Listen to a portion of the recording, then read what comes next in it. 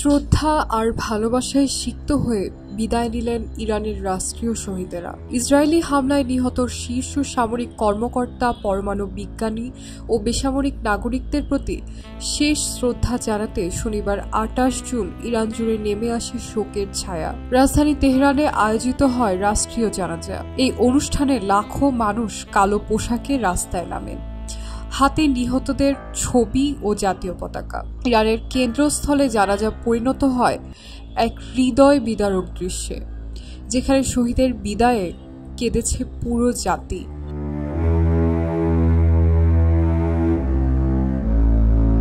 ওয়ালটন আবারও মিলিয়নিয়ার অফারে ওয়ালটন ফ্রিজ কিনে আপনিও হয়ে যেতে পারেন মিলিয়নিয়ার।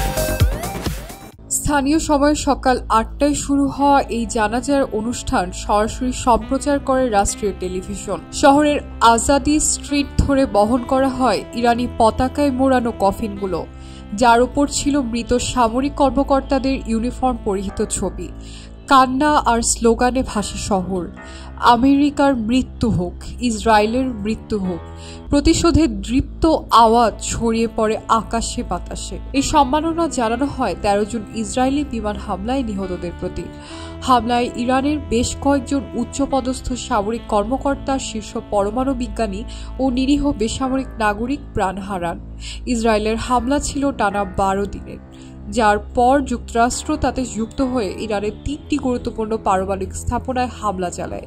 জবাবে ইরানও পাল্টা ক্ষেপণাস্ত্র ছড়ে কাতারের মার্কিন ঘাঁটির দিকে। ফলে এই সংঘাত ছড়িয়ে পড়ে আন্তর্জাতিক অঙ্গনে।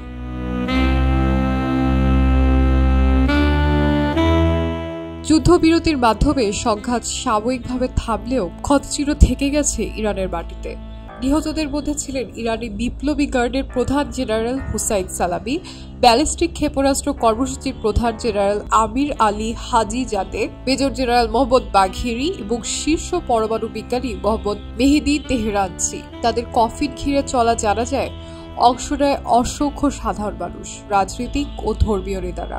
এই জানাজা ছিল যুদ্ধবিরতির পর প্রথম রাষ্ট্রীয়ভাবে আয়োজিত দাফন অনুষ্ঠান। রাষ্ট্রীয় টেলিভিশনের তথ্য মতে এদিন মোট ৬০ জন শহীদের জানাজা অনুষ্ঠিত হয়, যাদের মধ্যে ৪ জন নারী ও ৪ জন শিশু ছিলেন।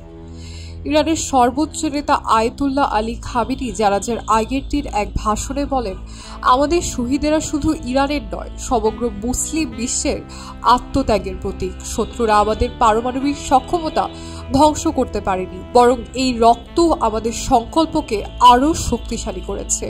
সারা দেশের মানুষ শহীদদের বিদায়ে কেবল শোক নয়, বরং প্রতিজ্ঞাও প্রকাশ করেছে দেশের স্বাধীনতা, বৈজ্ঞানিক উন্নয়ন ও জাতির গৌরব রক্ষায় তারা কোনোভাবেই পিছু হটবে না।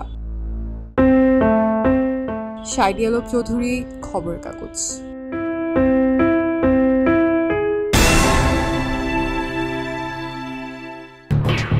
খবরের কাগজ, নিখাদ, নির্ভীক, নিরপেক্ষ।